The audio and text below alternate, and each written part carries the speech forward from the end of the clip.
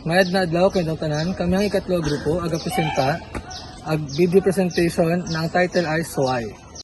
Gabi-gabi rin lang pirmi na papaisip Sa isa ka munisipyo, ang Palawan na kung tawagan ay Puyo, kaisa ng mag-asawang Santa Rochelle ay Quirico. Sanda ay midyang tatlong kabata, isang pulo kadagon na magkaimbing nilang mag-asawa. Natinlo andang pangabuhi sa isla na andang upura ay pangisda. Si Rochelle ay simpleng may balay lamang, tana ay gaikakso sa andang mga bata, ikagadwa ibang mga buruwatan sa balay.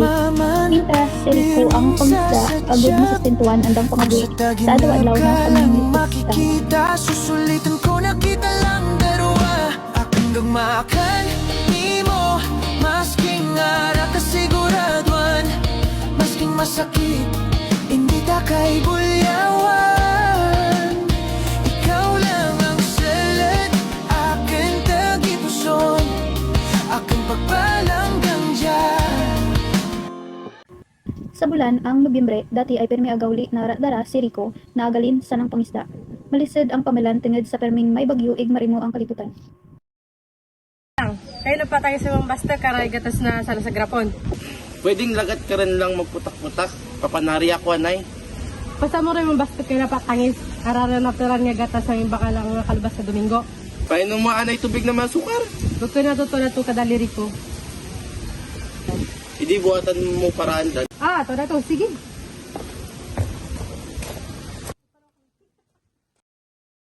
Impisa dati, permi lang ang pagsuwayan ang mag-asawa ig hindi maayos na lagi andang problema. Sa aray na sa sariging matabo agabot si Karen sandang kabuhi. Si Karen ay daraga ig dayo sandang lugar. Tapos tura ig matinlo anang lawas, malabog anang buk, ig matinlo anang mata, ig medyang eksaktong tas bilang simpleng babay. Uy daraga nga mapostura. Kaisan nakita tanan ni Rico mintras aga pamasyar mapungaw dati ang daraga ig itsurang ming dadarang problema. Sa oras na dato aga tambay si Rico ig aga pangin sa lugar nga dato kung adin si Karen aga pamasyar. Kamusta ka? Isa ka lang, digi? Alaga ko lang pang. Ikaw ayos dara lamang, digi?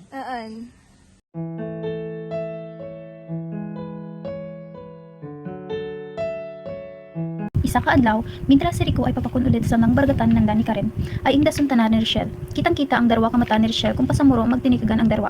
Grabe ang silag, igraot ang luwa, anang nga sinsya na oras na dato.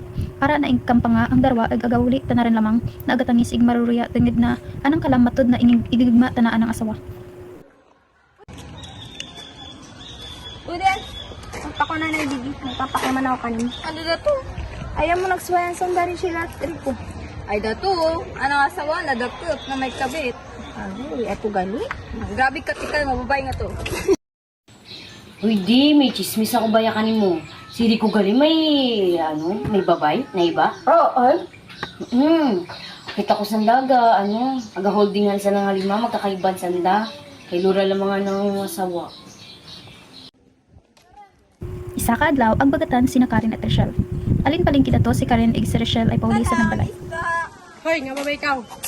Kaya ako naman akong kabit akong asawa. sino namin kukon? Si Rico. Ako nuwari ka pa talaga.